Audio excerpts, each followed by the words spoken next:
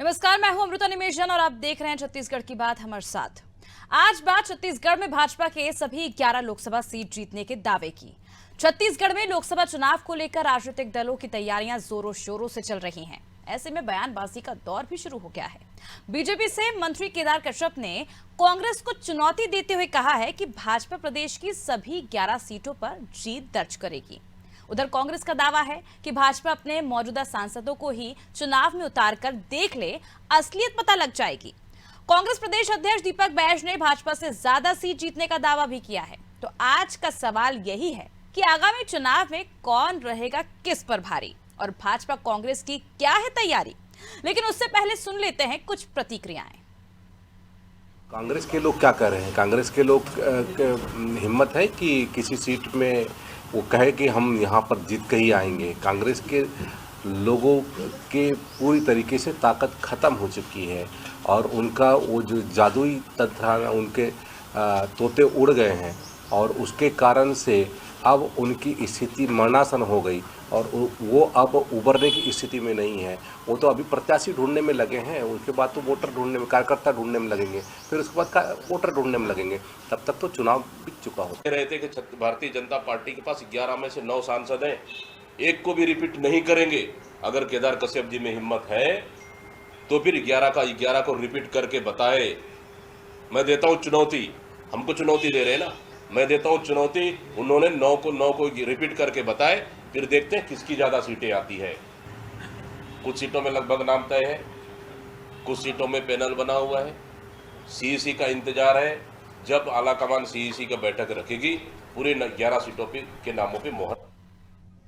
तो देखिए, लोकसभा चुनाव नजदीक आते आते बयानबाजी का जो दौर है वो भी जोर पकड़ता जा रहा है। एक तरफ जहां बीजेपी ये दावा कर रही है कि कांग्रेस के पास कोई चेहरा नहीं है लोकसभा चुनाव में उतारने के लिए, तो वहीं दूसरी तरफ अगर देखें तो कांग्रेस भी पीछे नहीं है। कांग्रेस साफ कह रही है कि जो पिछली बार के जो 9 सांसद चुनाव जीते थे उन्हें दोबारा से टिकट दिया जाए और दूध का दूध और पानी का पानी जो है वो साफ हो जाएगा। अब देखने वाली बात होगी क्योंकि क्लीन स्वीप की बात जो है वो बीजेपी की ओर से भी कही जा रही है और यही बात कांग्रेस की ओर से भी की जा रही है। लेकिन तैयारियां दोनों की कितनी है, किस रणनीति पर आगे बढ़ रहे हैं, आज ये हम जानेंगे। इस मुद्दे पर चर्चा करने के लिए हमारे साथ जुड़ गए हैं अमरजीत सिंह छाबड़ा भाजपा से, अनिल चौहान जी कांग्रेस से और कौशल सोरेन जी वरिष्ठ पत्रकार। आप तीनों का बहुत बहुत स्वागत है नादी टीवी में। सबसे पहले कौशल जी, मैं आपके पास आना चाहूंगी। कौशल जी, दोनों ही पार्टियों ने तैयारियां कर ली हैं, तैयारियां देखी भी जा रही हैं, और क्या लगता है कि किस रणनीति के तहत इस बार दोनों पार्टियां आगे बढ़ेंगी, क्योंकि दोनों ही पार्टी ये दावा कर रही हैं कि इस बार क्लीन स्वीप करेंगी। अमृता जी, देखिए, निश्चित तौर पर जब चुनाव आते हैं तो सभी राजनीतिक दल की ओर से दावे प्रतिदावे लगातार जारी रहते हैं। लेकिन आप देखेंगे जिस तरह से छत्तीसगढ़ में जो राजनीतिक हालात हैं, आप देखेंगे कि 11 लोकसभा सीटें हैं यहाँ पर और 9 सीटों पर भारतीय जनता पार्टी का कब्जा है। और यदि आप पिछले चुनाव के आंकड़ों के पर नजर डालेंगे तो पिछले चुनाव में जब कांग्रेस एक तरफा बहुमत के साथ सत्ता में थी, उस समय जब लोकसभा चुनाव हुए तो वहां पर कांग्रेस 9 सीट पूरी तरह से हार जाती है। यानी कि आप उस समय की परिस्थिति की देखें और वर्तमान में जो स्थिति है, इस समय क्योंकि भारतीय जनता पार्टी की सरकार और पिछले सभी विधानसभा चुनाव से सबसे ज्यादा सीट इस बार भारतीय जनता पार्टी के पास है विधानसभा में छत्तीसगढ़ में। तो कहीं न कहीं जो कांग्रेस के लिए चुनौती तो बड़ी है, लेकिन देखने वाली बात ये भी है कि यदि भारतीय जनता पार्टी अपने सांसदों को रिपीट नहीं करती है, जिस हिसाब से जो नाम आ रहे हैं, वो मुझे ऐसा लगता है कि 1 या 2 चेहरे ही हैं जिनको रिपीट किया जा सकता है। बाकी 9 जगहों पर पूरे जो चेहरे हैं वो बदले जा रहे हैं, जो प्रत्याशी है वो बदले जा रहे हैं। तो कहीं न कहीं भारतीय जनता पार्टी निश्चित तौर पर प्रयोगधर्मी पार्टी और हर बार नए लोगों को मौका देती है और युवाओं को मौका देती है, और वो जानती है कि जो एंटी इनकम्बेंसी की स्थिति कहीं पर होगी तो उसको कैसे निपटा जाए। और यही वजह है कि जो दिल्ली में जो कल बैठक हुई उसके बाद से जिस तरह के नामों की चर्चा आ रही है, भारतीय जनता पार्टी के जो लोकसभा सीटों के दावेदारों के नाम हैं, तो कहीं न कहीं ये लगने लगा है कि भारतीय जनता पार्टी किसी भी सूरत पर कोई भी सीट को होना नहीं चाह रही है। रही बात कांग्रेस की, तो कांग्रेस की ओर से आप देखेंगे कि जब बैठक होती है यहाँ पर चुनाव समिति की और जो पार्टी के जो वरिष्ठ नेताओं की, उसमें ये बात उभर कर आती है कि जो पूर्व में मंत्री रहे हैं, जो चुनाव हार चुके हैं, या जो पूर्व में दिग्गज विधायक रहे हैं जो चुनाव हार चुके हैं, उनको क्यों ना लोकसभा चुनाव की जिम्मेदारी दी जाए। यही वजह है कि आप देखेंगे कुछ सीटों पर जिस तरह से नाम सामने आ रहे हैं कि जो पूर्व विधायक हैं या पूर्व मंत्री, उनको कांग्रेस की ओर से मैदान में उतारा जाए, ताकि जो टक्कर है वो दोनों ओर से बराबर की हो सके। लेकिन कांग्रेस की ओर से जो दावेदारों की जो नाम आ रहे हैं जो विधान लोकसभा वार, उसमें भी कई नए चेहरे हैं। और जिस तरह से महिलाओं को जो इस बार ज्यादा टिकट देने की बात की जा रही है, तो कहीं ना कहीं 11 जो सीटें हैं उसमें कम से कम 3 से 4 सीटों पर कांग्रेस महिला प्रत्याशी को उतारने की तैयारी में। तो इस बार जो मुकाबला है निश्चित तौर पर कह सकते हैं कि कांग्रेस के लिए चुनौती कठिन है, लेकिन एक तरफा क्लीन स्वीप की स्थिति मुझे लगता है कि कोई भी पार्टी वर्तमान में नहीं। अनिल जी, आपके पास आना चाहूंगी। एक तरफ तो बीजेपी ये कह रही है कि कांग्रेस के पास कोई चेहरा ही नहीं है इस बार लोकसभा चुनाव में उतारने के लिए छत्तीसगढ़ में, और दूसरी तरफ अगर देखा जाए तो संगठन में बदलाव की तैयारी अब की जा रही है। जो विधानसभा में जब हार मिली थी उसी वक्त मंथन कर लेना चाहिए था, ये बदलाव उस वक्त कर लेना चाहिए था, लेकिन काफी देर से इसमें बदलाव किया जा रहा है। एक तरफ अगर मैं बात करूं तो मैं आपसे जानना चाहूंगी कि क्या कुछ तैयारी लोकसभा चुनाव को लेकर फिलहाल कांग्रेस की ओर से की जा रही है? देखिए अमृता जी, कांग्रेस ने अपनी पूरी तैयारी कर ली है। प्रदेश कांग्रेस कमेटी के माननीय अध्यक्ष दीपक बैज जी के नेतृत्व में हमारे वरिष्ठ नेताओं के साथ सामंजस्य कर लगभग नाम तय कर लिए गए हैं, और सीसी की बैठक के बाद इन नामों की घोषणा होगी और कांग्रेस पूरी ताकत से चुनाव लड़ेगी। रहा सवाल, तो देखिए यहाँ अमित शाह जी ने 65 पार का नारा दिया था 2018 में, और 12-13 सीटों पर भाजपा सीमित हो गई। तो देखिए नारे हम देते हैं, हमारा एक लक्ष्य होता है, लेकिन जनता को फाइनली तय करना है। और विगत 10 वर्षों में जो भारतीय जनता पार्टी ने 2014 से अभी तक देश में जिस तरह की स्थिति, अघोषित आपातकाल, रोज लोकतांत्रिक मूल्यों की हत्या, सेंट्रल जो एजेंसीज हैं उनका वेपनाइजेशन, जिस तरह से वेपन की तरह उनको इस्तेमाल किया गया, एजेंसियों को प्रकोष्ठ की तरह इस्तेमाल किया गया, महंगाई चरम पर, बेरोजगारी चरम पर, तो कहीं ना कहीं जनता इस बात को समझ रही है कि अगर इस बार भाजपा आई तो देश में शायद लोकतंत्र खत्म हो जाए। क्योंकि देखिए चुनाव आयोग, मुख्य चुनाव आयोग की नियुक्ति को भी इन्होंने प्रभावित कर दिया। अब उसमें सीजेआई को इन्होंने हटा दिया, सुप्रीम कोर्ट के न्यायाधीश नहीं होंगे, प्रधानमंत्री और कैबिनेट का एक मंत्री उसमें शामिल हो गया। तो ये जो लगातार लोकतंत्र पर आघात हो रहा है भारतीय जनता पार्टी द्वारा, और बड़े बड़े सपने दिखाकर, अच्छे दिनों की बात करके, 15 लाख की बात करके, 2 करोड़ नौकरियों की बात करके जो छला गया है उसको जनता समझ रही है। और यह देश भाईचारा, समरसता, प्रेम और बहुत ज्यादा मोहब्बत वाला ये देश है। यहाँ जिस तरह से ये नफरत की राजनीति कर रहे हैं, या कहना चाहिए धार्मिक ध्रुवीकरण करके वोटों को प्रभावित करने का प्रयास कर रहे हैं, वो इनका हथियार इस बार नहीं चलेगा। और भारतीय जनता पार्टी उसी हथियार को डिवाइड एंड रूल अंग्रेजों की तरह चलाती है। तो मेरा ये मानना है, देखिए, और पूरे प्रदेश और देश की जनता इस चीज को समझ रही है, इस बार भारतीय जनता पार्टी को मुंह की खानी होगी और इस प्रदेश में ज्यादातर सीटें कांग्रेस जीत कर आएगी। चलिए ठीक है, जवाब ले लेते हैं अमरजीत जी से। अमरजीत जी, जिस तरह से जो तमाम बातें कही जा रही कांग्रेस की ओर से, यहाँ तक की चुनौती भी दी जा रही कि जो पिछली बार आपके 9 सांसद थे उन्हीं को इस बार उतार दीजिए, चुनाव जीत जाए तो बताइएगा। देखिए, भारतीय जनता पार्टी चुनाव लड़ती है, अपने चुनाव चिन्ह पर लड़ती है, अपने संगठन के आधार पर चुनाव लड़ती है। कांग्रेस पार्टी नहीं तय करेगी कि भारतीय जनता पार्टी से कौन प्रत्याशी होगा। कांग्रेस को तो खुद को यह चिंतन करना चाहिए कि उनके प्रत्याशी तैयार होते हैं कि नहीं होते। जैसा कि पिछले पूरे कुछ दिनों पहले ही खबर लगी थी कि इनके पूर्व जो उप मुख्यमंत्री थे टीएस सिंहदेव, जब उनको चुनाव के लिए मैदान में उतारने की बात कही तो उन्होंने साफ मना कर दिया। इनके पूर्व मुख्यमंत्री भूपेश बघेल जी कहीं ना कहीं चुनाव लड़ने से बचते नजर आ रहे हैं। तो कांग्रेस की ना चिंतन का विषय यह है कि उनको 11 कैंडिडेट मिलेंगे कहां से, उनको वो 11 कैंडिडेट ढूंढने भी पड़ेंगे। जबकि भारतीय जनता पार्टी ने अपनी पूरी तैयारी कर ली है। हम कहीं भी चुनाव को हल्के में नहीं लेते, हमने पूरी गंभीरता से लिया है। हमारी बैठकें तमाम हो चुकी है, तो हमने सभी लोकसभा की सीटों को क्लस्टर में बांट लिया है। हमारी सभी लोकसभा में हमारे कार्यालय खुल चुके हैं। उसके अलावा आज हम सभी विधानसभा में भी हमारे कार्यालय खुलने वाले हैं। आज तक सारे कार्यालय खुल जाएंगे और चुनाव प्रबंधन समिति बन चुकी है, विधानसभा स्तर की चुनाव प्रबंधन समिति बन चुकी है।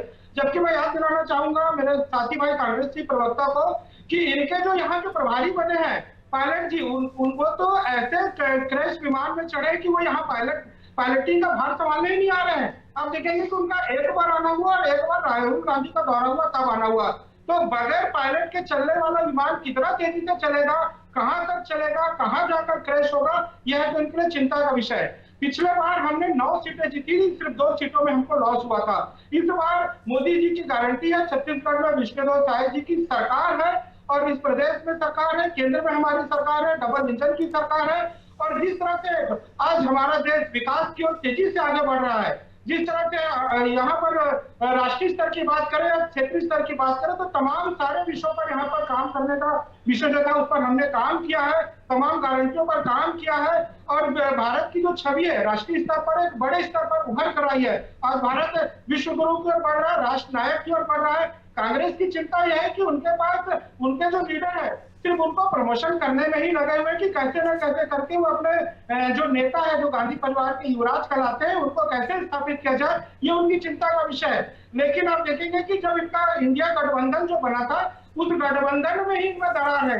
ये तो आपस में एक मत नहीं है, तो चुनाव की बात करते हैं, चुनौती की बात करते हैं। मुझे लगता है दीपक बैज जी को बहुत चिंता करनी चाहिए कि किस तरह से वो छत्तीसगढ़ में हुई हार से वो बाहर निकलेंगे और किस तरह से बची हुई उनकी जो 2 सीटें थी, चाहे वो कोरबा की बात करें चाहे बस्तर की बात करें, उनको वे कैसे बचा पाते हैं। ठीक है। अनिल जी, क्या मेरी आवाज आप तक पहुंच पा रही है? बिल्कुल पहुंच रही है। अनिल जी, जिस तरह से अमरजीत जी का आरोप है और साफ तौर पर अगर हम देखें तो घर घर जाकर जो केंद्र की योजनाएं हैं वो बताना भी शुरू कर दिया है, जनता से सीधा संपर्क कर रही है बीजेपी। आपकी क्या तैयारी, क्या आप लोगों ने घर घर जाकर जनता से संपर्क करने का प्रयास किया? क्योंकि अगर हम बात करें केंद्र की, तो केंद्र में 2 बार सत्ता में रही है बीजेपी, लेकिन अगर आपकी बात करें तो 50 साल से 55 साल से ज्यादा तो कांग्रेस पार्टी रही है केंद्र में। क्या उन योजनाओं का जिक्र भी आप घर घर जाकर करेंगे? अमृता जी, इनके पास कोई ऐसी योजना नहीं है जिसको ये जाके घर घर बता सके। हिंदू मुसलमान, हिंदू ईसाई, यही 2-3 योजनाएं हैं इनके पास, और ईडी, आईटी, सीबीआई के भरोसे आत्ममुग्ध होकर ये चुनाव लड़ रहे हैं। ये एजेंसियां प्रकोष्ठ की तरह हमारा काम करेंगी और कुछ इनको भरोसा है अदानी अंबानी के धन बल का। अब रहा सवाल, देखिए इनके 9 सांसद इस प्रदेश में रहे, 1 लाख से अधिक ट्रेनें रद्द हुई, कभी आपने नहीं देखा होगा कि एक भी सांसद चिट्ठी लिख सके। छत्तीसगढ़ के जीएसटी, रॉयल्टी का पैसा जब रोक दिया जाए, लेकिन अनिल जी, मैं आपसे समझना चाहूंगी, जो तमाम आरोप आप लगा रहे हैं, पिछली बार हमने विधानसभा चुनाव के दौरान देखा था कि किस तरह से आपने जनता के पास भी जा जाकर केंद्र की जो नाकामियां हैं वो गिनवाई थी। शायद आप अपनी योजनाएं जनता तक नहीं पहुंचा पाए थे ठीक से, और यही नतीजा रहा कि आपको हार का सामना करना पड़ा विधानसभा चुनाव के दौरान। देखिए अमृता जी, ये चुनाव हार जीत में बहुत सारे फैक्टर्स होते हैं जी। योजनाएं हमारी ज्यादा बेहतर थी, हमने किसानों के लिए अच्छा काम किया। 3 करोड़ की आबादी वाले इस प्रदेश में 40 लाख लोग गरीबी रेखा के ऊपर आए। हम नहीं कहते, सेंट्रल गवर्नमेंट के आंकड़े कहते हैं। महत्वपूर्ण बात यह है कि हम लोकतंत्र के मूल्यों का गला नहीं घोट सकते। हम कवर्धा में, बीरनपुर जैसे मामलों में लाशों पर राजनीति नहीं कर सकते। हम बस्तर में लाश दफनाने के नाम पर राजनीति नहीं कर सकते। हम यहाँ ईडी, आईटी लाकर सरकार की छवि खराब करने का प्रयास नहीं कर सकते। आप देखिए 7 तारीख को फर्स्ट फेज की वोटिंग थी, 5 तारीख को असीम दास की गाड़ी में, जो भाजपा नेता की गाड़ी थी, उसमें ड्राइवर के पास से 5 करोड़ मिलते हैं। और बयान, लेकिन अनिल जी, आप जिस तरह से राजनीति का जिक्र कर रहे हैं, तो शायद पूर्व सीएम ही शायद वो शख्स थे जो ये कहा करते थे कि जेब में मेरे पास प्रूफ है झीरम घाटी कांड को लेकर, शराबबंदी का वादा किया था। शायद मैं गलत हूं या सही हूं, मैं नहीं जानती। ये सब जनता समय समय पर सवाल उठाती रही है, बीजेपी भी इसे लेकर सवाल उठाती रही है। बहुत अच्छा सवाल है अमृता जी आपका, और रिपब्लिक फोरम में आना भी चाहिए। झीरम घाटी में मैं आपको बता दूं कि 2018 में जब हमारी सरकार बनी, उसके पहले जब एनआईए से जांच स्टेट गवर्नमेंट को आनी थी, तो एनआईए ने लगाकर रिट और उसको स्टे करा दिया। उसके बाद जब हमारी सरकार बनी, हमने एक जस्टिस अग्निहोत्री के नेतृत्व में 2 सदस्यीय आयोग बनाया। उसको हाई कोर्ट में और किसी ने नहीं, भारतीय जनता पार्टी के तत्कालीन नेता प्रतिपक्ष धर्मलाल कौशिक जी ने चुनौती दी और ये कहा कि राजनीतिक षड्यंत्र है कि नहीं, ये जांच रुकनी चाहिए। माननीय उच्च न्यायालय बिलासपुर से उन्होंने स्टे ले लिया। किसी भी प्रकार की जांच जब होने की बात आती है तो भाजपा झीरम का कौन सा सच छुपाना चाहती है कि न्यायालय की शरण में जाकर स्थगन ले लेती है। ये जो स्थगन था, ये उन सबूतों को सामने नहीं आने दिया। और कौन सा राजनीतिक षड्यंत्र था जिसके लिए भाजपा हाईकोर्ट और सुप्रीम कोर्ट जाकर तकनीकी रूप से मामले को उलझाकर जांच नहीं होने देना चाहती। हम तो यही बात बार बार कहते हैं। दूसरी बात रही शराबबंदी की, निश्चित रूप से आपने एक मुद्दा उठाया।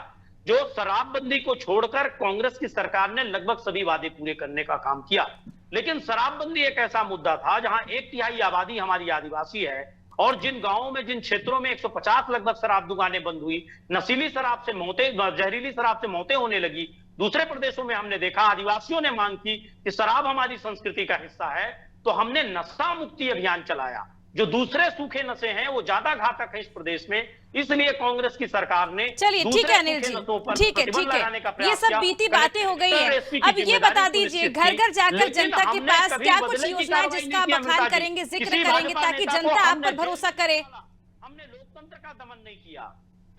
जी आपका सवाल? जी अनिल जी, ये सब बीती बातें हो गई, लेकिन अगर हम बात करें हाल फिलहाल की, तो लोकसभा चुनाव को लेकर जनता के बीच जाकर क्या कुछ योजनाएं आप गिनवाएंगे ताकि जनता आप पर दोबारा भरोसा कर सके? देखिए, right to food, right to information, रोजगार का अधिकार, शिक्षा का अधिकार, भोजन का, सब तो हमारा दिया हुआ है। भ्रष्टाचार पर सबसे बड़ी नकेल सूचना के अधिकार ने कसी, हमारा दिया हुआ है।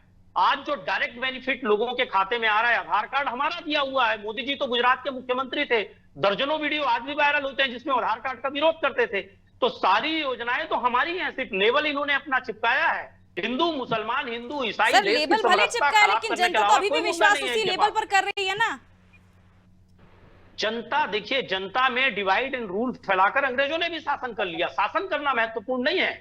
अमृता जी, चाहे अटल बिहारी वाजपेयी हो, चाहे चंद्रशेखर हो, चाहे नेहरू और इंदिरा रहे हो, चाहे तिलक रहे हो, इस देश में उन्होंने लोकतंत्र को बचाने के लिए जो प्रयास किए, मैं किसी दल विशेष की बात नहीं कर रहा हूं, लोकतांत्रिक मूल्यों को हमेशा बचाने का प्रयास किया। आज पूरा देश देख रहा है कि लोकतंत्र खतरे में है, एक अघोषित आपातकाल है। और मैं तो आपके चैनल के माध्यम से निवेदन करूंगा कि सामाजिक संगठनों को, मीडिया समूहों को, सभी को आगे आना होगा। और सवाल कांग्रेस, भाजपा या देश को बचाने, ये देश को बचाने का सवाल है। आज आप देखिए शिवसेना का क्या हश्र हो रहा है, आज आप देखिए राकपा का क्या हश्र हो रहा है। चुनी हुई सरकारों को कैसे हॉर्स ट्रेडिंग करके खरीदा और गिराया जा रहा है। क्या ये लोकतंत्र? लेकिन अनिल जी, जनता को पार्टियों से मतलब नहीं है ना, जनता को मतलब है काम से, सुविधाओं से। जो पार्टियों ने सुविधाएं देगी, जो सरकार वो चुनेगी, जो सुविधाएं देगी, जो अपने वादे पूरे करेगी, जो विकास दिखेगा जनता को। जनता को निश्चित रूप से विकास भी चाहिए, लेकिन जनता तो तब सुरक्षित है ना जब लोकतंत्र सुरक्षित होगा। अमृता जी, वही तो आपका मीडिया में होने के नाते और हमारा विपक्ष में होने के नाते पहला कर्तव्य है कि हम जनता को यह बताएं कि जब देश सुरक्षित है, लोकतंत्र सुरक्षित है, हमारा विकास सुरक्षित है, तभी विकास होगा। यहां शिक्षा की बात नहीं होती, रोजगार की बात नहीं होती, ये कौन सा विकास है? मंदिर और मस्जिद के नाम पर लड़ाना विकास नहीं हो सकता अमृता जी। और इस देश की जनता, चलिए अमरजीत जी, क्या कुछ कहना चाहेंगे? काफी देर से आप मुस्कुरा रहे हैं, कुछ कहना चाहेंगे आप? अनिल जी काफी देर से बोल रहे हैं। जी, तमाम बातें इन्होंने कही, लेकिन मुझे लगता है कि यथार्थ पर इन्हें बहुत चिंतन की आवश्यकता है। ये राजनीतिक षड्यंत्र की बात कर रहे थे, मैं इनको याद दिलाना चाहूंगा, झीरम घाटी के बाद इन्हीं के वर्तमान के जो एक पूर्व मंत्री थे, पूर्व मंत्रियों में यदि कोई चुनाव जीता है तो उसमें से एक विधायक बनकर आए। उनको जब झीरम घाटी के बाद एक अस्पताल में रखा गया था, तब वहां पर इन्हीं के एक बड़े नेता गए थे, इन्हीं के बड़े नेता गए थे, उनकी जेब में कागज डालते हुए कहा था कि किसी पत्रकार से, किसी मीडिया से कोई बात नहीं करोगे तुम। तो ये तो षड्यंत्र, जो राजनीतिक षड्यंत्र है, ये कांग्रेस के रग रग में है। ये कोई गंभीर विषय नहीं है, एक लोकप्रिय चैनल का जो आप रखना चाहते हैं, मुद्दे को भटका रहे हैं। मुझे मेरी बातें रखने दीजिए, मैंने आपकी बातों को पूरी गंभीरता से सुना है। निश्चित रूप से रखिए, आपका स्वागत है, लेकिन लोकतांत्रिक मूल्यों पे जवाब दीजिए, डेमोक्रेसी पे जवाब दीजिए, अपने सांसदों की जिम्मेदारी पे जवाब दीजिए। अनिल जी क्रॉस मत करिए, जब आप कह रहे थे तब वो चुपचाप सुन रहे थे, आप उनको भी बोलने दीजिए ना। इनके सारे भ्रष्ट नेता, इनके तमाम बड़े अधिकारी आज जेल के शिक्षकों के पीछे हैं, जेल में नहीं, भाजपा में है। मुख्यमंत्री नहीं है। यही तो सुधार की जरूरत है। कांग्रेस ही नहीं, किसी भी दल का भ्रष्ट नेता भाजपा में है। चाहे अशोक चौहान को ले लीजिए, अजीत पवार को ले लीजिए, छगन भुजबल को ले लीजिए, सारे नेता भाजपा में है और आपकी वॉशिंग मशीन में साफ हो गए हैं। हेमंता बिस्वा शर्मा ले लीजिए, ज्योतिरादित्य सिंधिया ले लीजिए, कितने नाम गिना दूं? कोई जेल वेल में नहीं है साहब, सब आपके यहाँ है। जो ईमानदार है वो जेल में है। भाजपा का यही है कि जब तक उनको जेल में डालो, दबाव बनाओ ताकि वो भाजपा ज्वाइन करे। चलिए ठीक है, कौशल जी आपके पास आना चाहूंगी। अगर देखा जाए तो पिछली बार 40% विधायकों के टिकट काटे गए थे, लेकिन इस बार जो है ये कहा जा रहा है कि इस बार नए चेहरे जो हैं वो उन्हें उतारा जाएगा बीजेपी की ओर से। क्या समझे, क्या एंटी इनकम्बेंसी फैक्टर एक मुख्य वजह हो सकती है इसके पीछे? जी कौशल जी।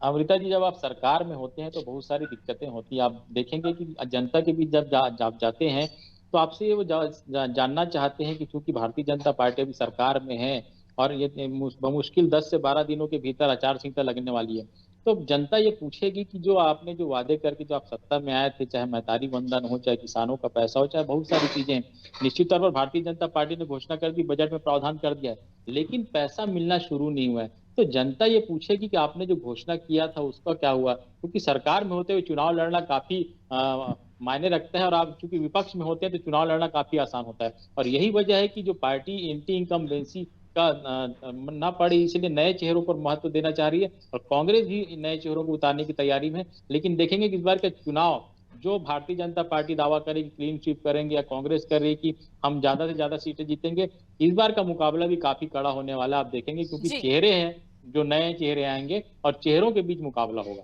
ठीक है अनिल जी, आपके पास आती हूँ, मैं वापस लौटती हूँ और इसी सवाल का जवाब दीजिएगा। आपकी पार्टी ये दावा कर रही कि इस बार बीजेपी से ज्यादा सीटें जो है छत्तीसगढ़ में कांग्रेस लेकर आएगी, लेकिन पिछली बार का अगर रिकॉर्ड देखा जाए और उससे पहले का भी रिकॉर्ड देखा जाए तो कांग्रेस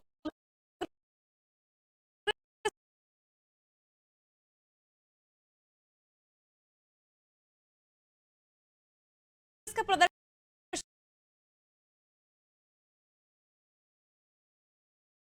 लोकसभा चुनाव में कभी भी अब तक अच्छा नहीं रहा इतिहास में। और जिस तरह से रिकॉर्ड इन लोगों ने विधानसभा चुनाव में देख ही चुके, विधानसभा चुनाव को वैसे ही लोकसभा चुनाव का सेमीफाइनल के तौर पे देखा जा रहा था।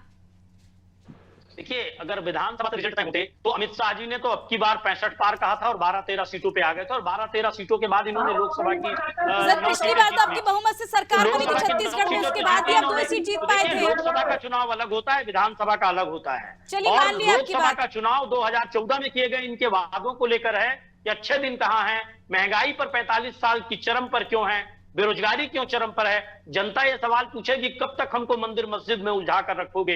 युवा रोजगार मांग रहा है, महिलाएं न्याय मांग रही हैं, जिनके साथ 48% अपराध बढ़ गया है।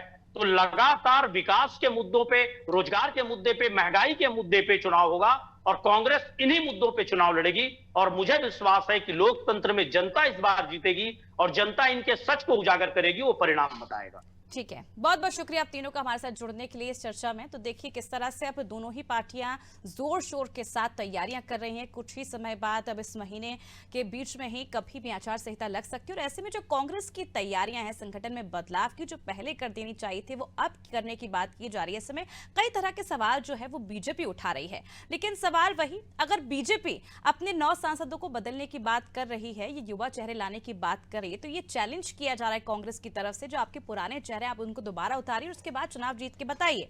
और सवाल ये भी है क्योंकि जिस तरह से कांग्रेस बीजेपी की अगर हम बात करें तो बीजेपी ने विधानसभा चुनाव में जो रणनीति अपनाई थी, जो फॉर्मूला अपनाया था, सांसदों को मैदान में उतारा था और उसके बाद चुनाव जीता था। अब देखने वाली बात होगी लोकसभा चुनाव के लिए बीजेपी किस रणनीति पर आगे बढ़ती है और कांग्रेस किस तरह से आने वाले दिनों में रणनीति में बदलाव करती है और कब तक प्रत्याशियों के ऐलान करती है, और कौन सा प्रत्याशी किस तरह से आने वाले दिनों में बीजेपी की कार्ड बनता है, बीजेपी के लिए मुसीबत बनता है, ये देखना भी दिलचस्प होगा, क्योंकि इस बार दोनों ही के बीच मुकाबला जो है वो काफी ज्यादा कड़ा रहने वाला है। फिलहाल मुझे दीजिए इजाजत और आप देखते रहिए नादी टीवी। नमस्कार।